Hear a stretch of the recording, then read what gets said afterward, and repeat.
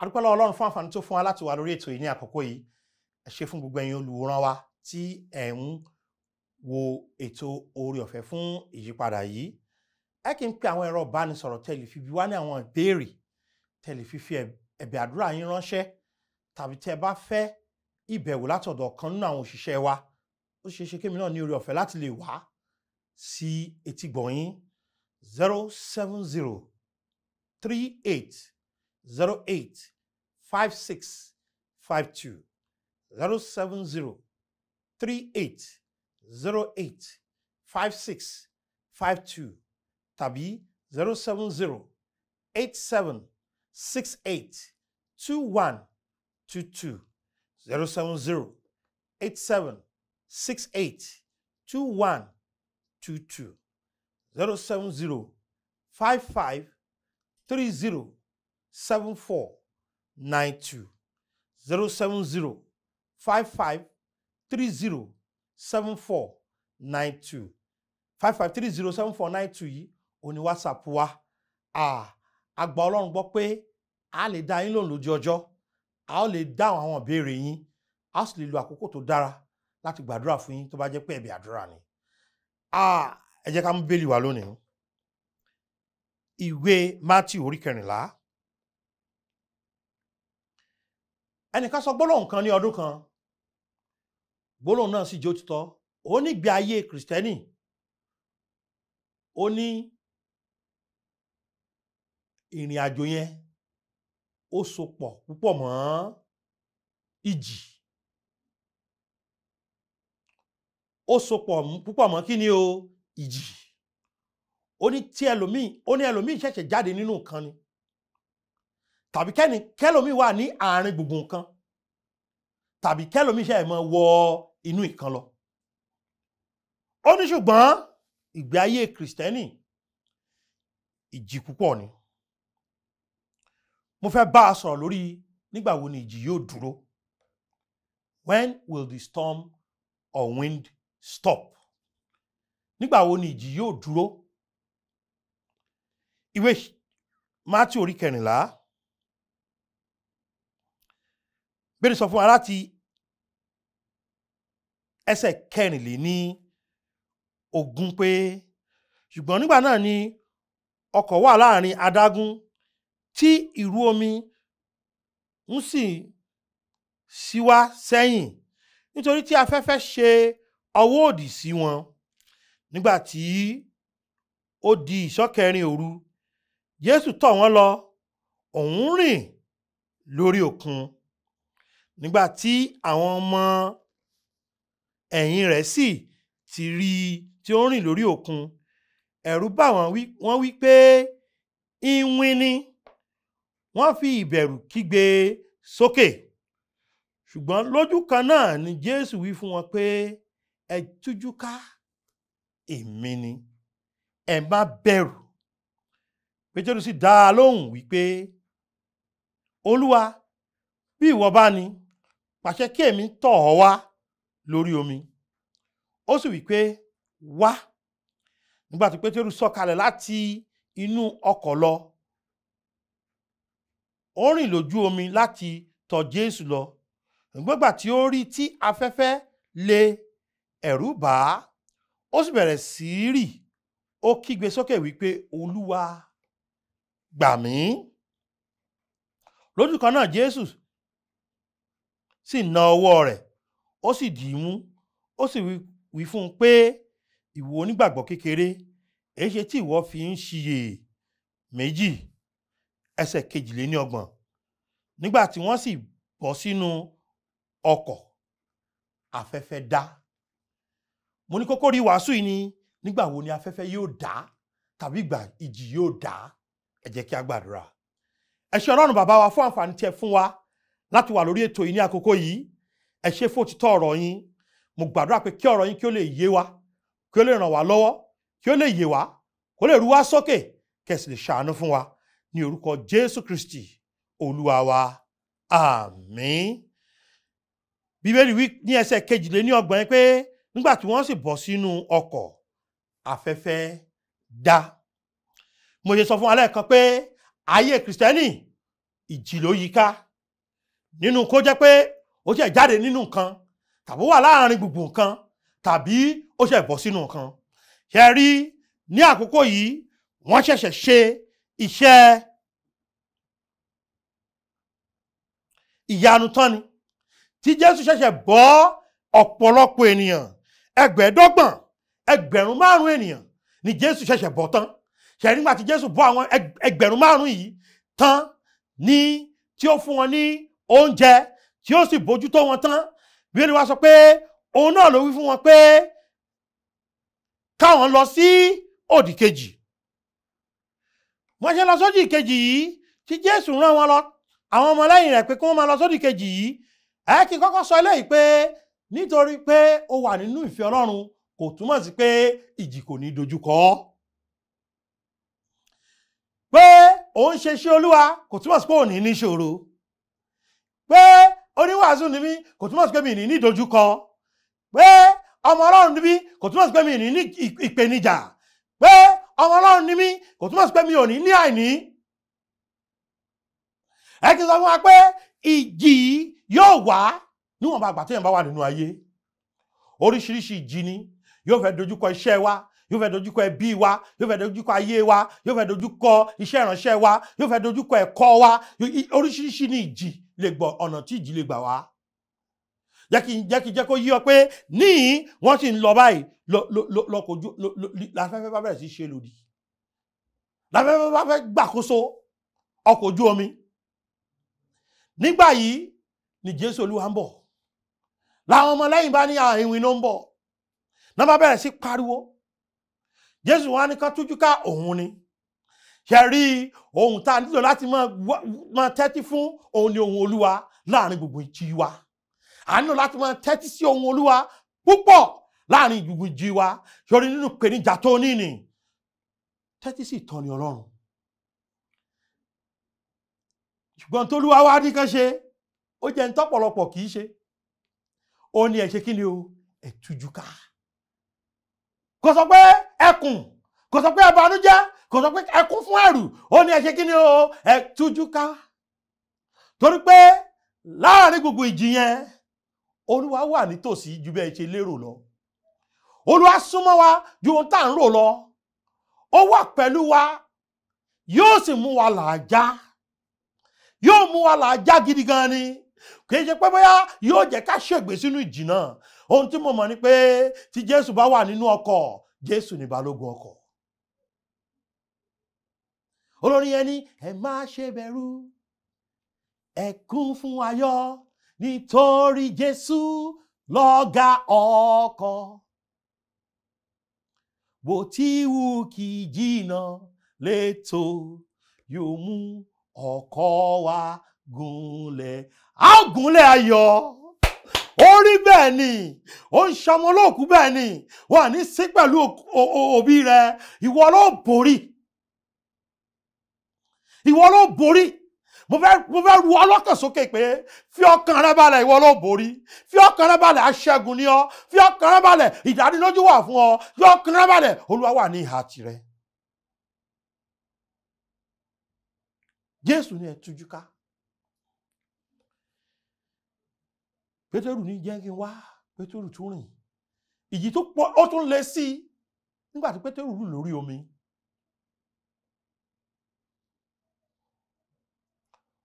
Ṣùgbọ́n Pétérù tún ké Olúwa gbà mí. Kí ni Olúwa tún ṣe o? Ó tún gbà á. Bíbélì wá wí ní ẹsẹ̀ 22 yẹn pé nígbà tí wọ́n bọ́ sínú ọkọ̀, afẹ́fẹ́ dá. Nígbà wo ni ìjì yóò dúró? Nígbà wo ni afẹ́fẹ́ yóò dá? Nǹkan àkọ́kọ́ tí ó ṣẹlẹ̀ ni pé ó kọ́kọ́ rí Jésù láàrin gbogbo ìjì rẹ.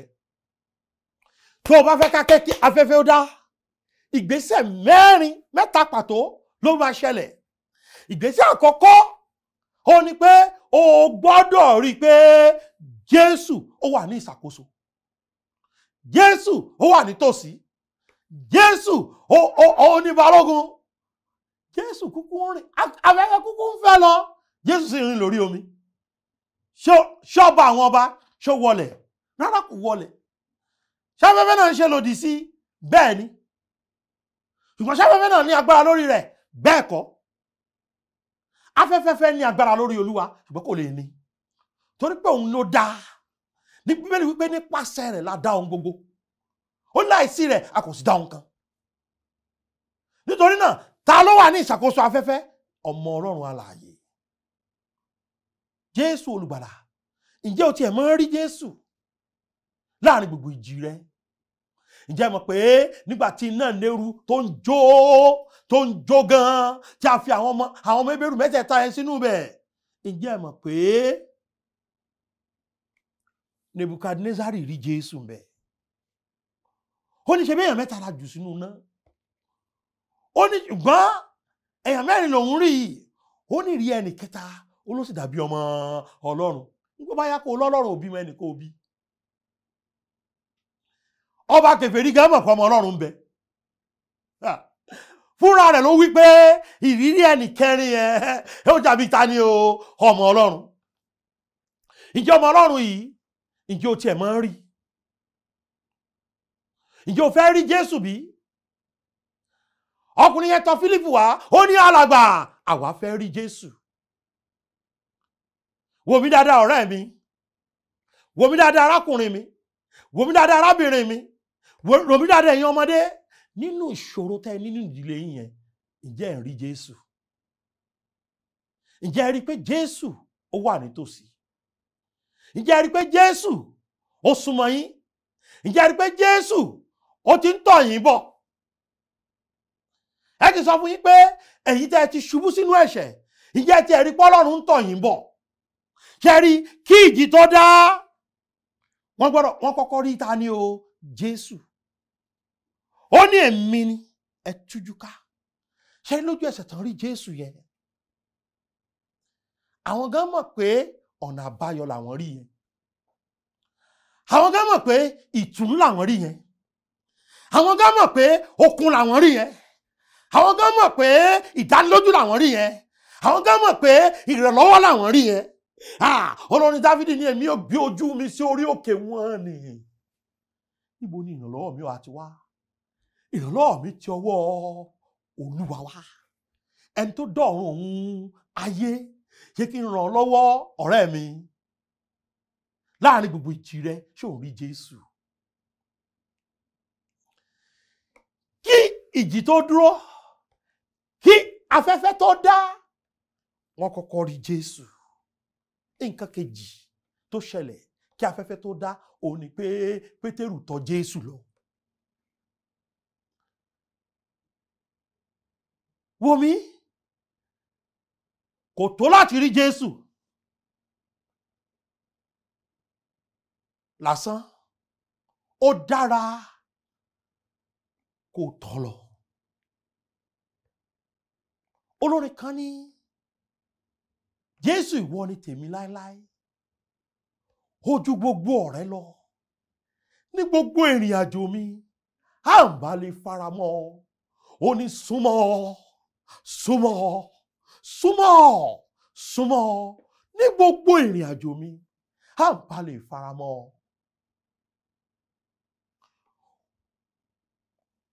Ọ̀pọ̀lọpọ̀ wa la máa ń sá fún Jésù dípò ká tọ̀ ọ́ lọ. Nígbà tí Ádámù àti Éfà ṣubú, wọ́n sá fún Ọlọ́run ni, wọn ò tọ̀ Ọlọ́run lọ.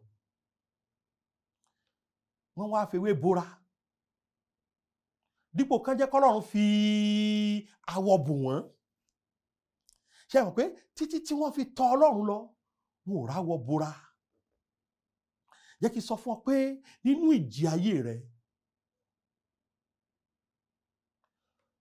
wọ́n fò láti inú ẹ̀ṣẹ̀ sínú ẹ̀ṣẹ̀. Nínú àṣìṣe ayé rẹ, wọ́n fò láti inú ẹ̀ṣẹ̀ sínú ẹ̀ṣẹ̀. Tọ̀ Olúwa lọ.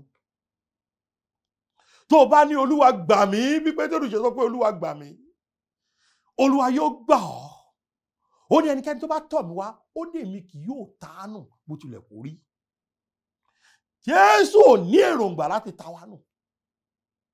Tá a bá tọ̀ wá, Bíbélì wípé ẹ wá Olúwa nígbà tẹ́ ò lè rí. Ẹ nílò láti máa wá Olúwa. Ẹ tọ̀ lọ. Olúwa ṣàánú fún mi. Olúwa gbà mí lágbàtàn. N ò lẹ́lòmíì tó lè gbà mí. wọn ò lẹ́lòmíì tó lè ràn mí lọ́wọ́, wọn ò ní ọ̀nà àbáyọ mi fún ayé mi, wọn ò ní orísun ìrànlọ́wọ́ mi fún ayé mi. Ìwọ nìkan náà ló lè ràn mí lọ́wọ́, ìwọ nìkan náà ló lè yanjú ọ̀rọ̀ yìí. Tọ́ lọ. Wo jẹ́ kí n sọ fún pé tó bá ti tọ́ lọ yóò náwó sí ọ. Mo lè sọ pẹ̀lú gboyà pé yóò ṣe kí ni o, yóò náwó sí ọ. Bí ní ẹ faramọ́ Olúwa, òun ó sì faramọ́ yín. Ohun tó ń sọ níbẹ̀ ni pé ká súnmọ́ Olúwa, òun ó ṣe kí ni o, yóò súnmọ́ wa. Ǹjẹ́ ẹ mọ̀ pé Jésù ò kàn dúró sójú kan gbà tó ní kí Pétérù máa bọ̀, Jésù ń tọ́ lọ ni. Òun náà ṣe kí ni o, ó ń tọ́ Jésù lọ. Ṣátẹ́gùn sì ń fẹ́, bẹ́ẹ̀ ni. Ṣátẹ́gùn ti dákẹ́, atẹ́gùn ò tí ì dákẹ́ ẹ̀yin ènìyàn Ọlọ́run. Ṣùgbọ́n kí ló ṣe o, ó tọ́ Jésù lọ.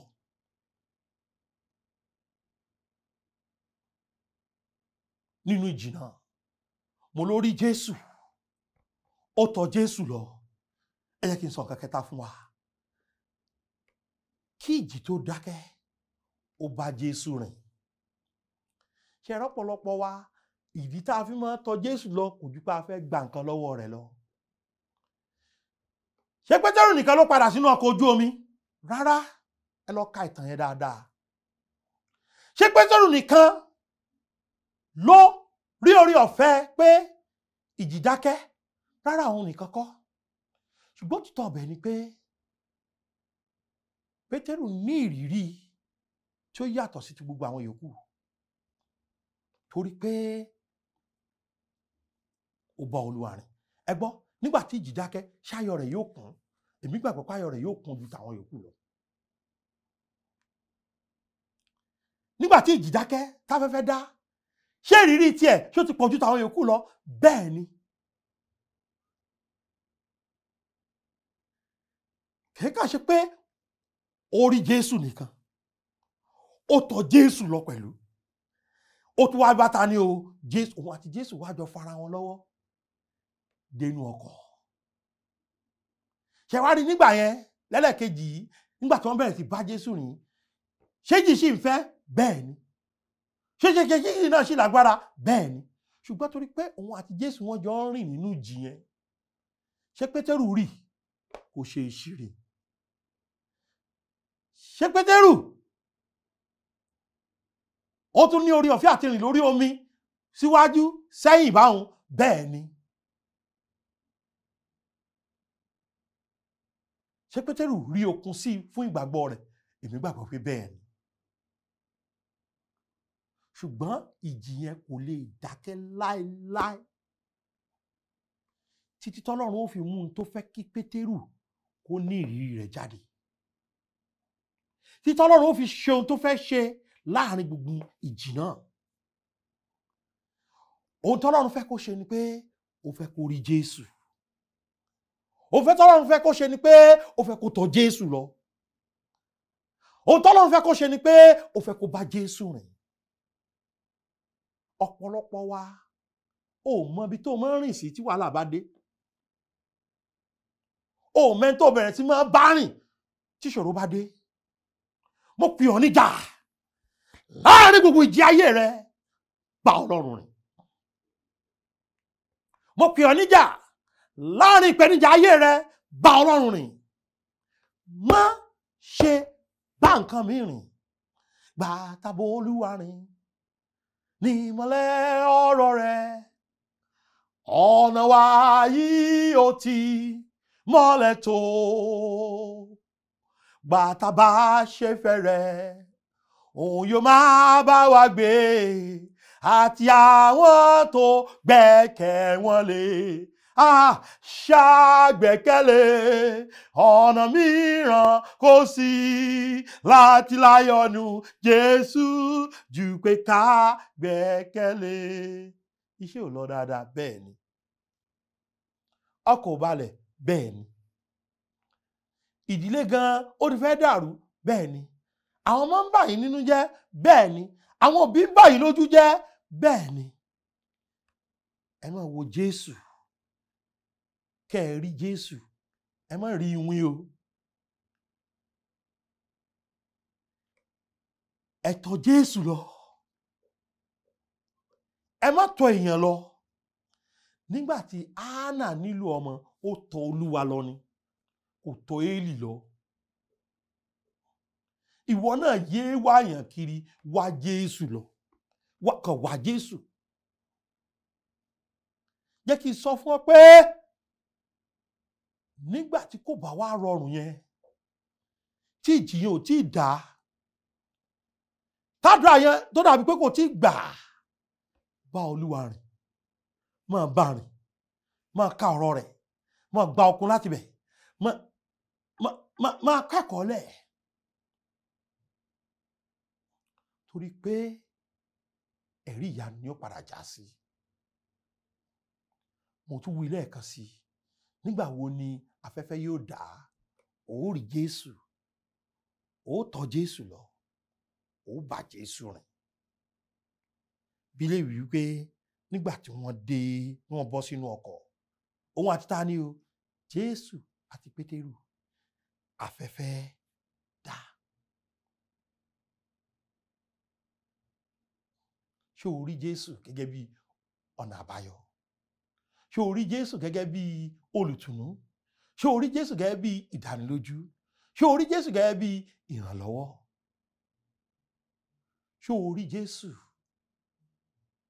Nígbà tó ń rí Jésù bẹ́ẹ̀, ṣé o tọ̀ lọ?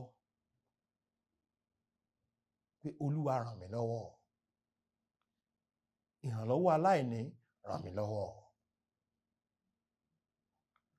Ṣé o bá Jésù rìn? Ó nira, ṣùgbọ́n ṣé o ń bá Jésù rìn? Mo fẹ́ gbọ́ onímọ̀ràn sí láti inú ọ̀rọ̀ Ọlọ́run. Pè mí lórí 070-3808-5652 tàbí 070-8768-2122 tàbí 070-5530-7492. Àlàáfíà Ọlọ́run kó máa bá yín gbé. Ó dàbọ̀. Oore ọ̀fẹ́ ṣá ní ìgbẹ́kẹ̀lé mi, Jésù kò fún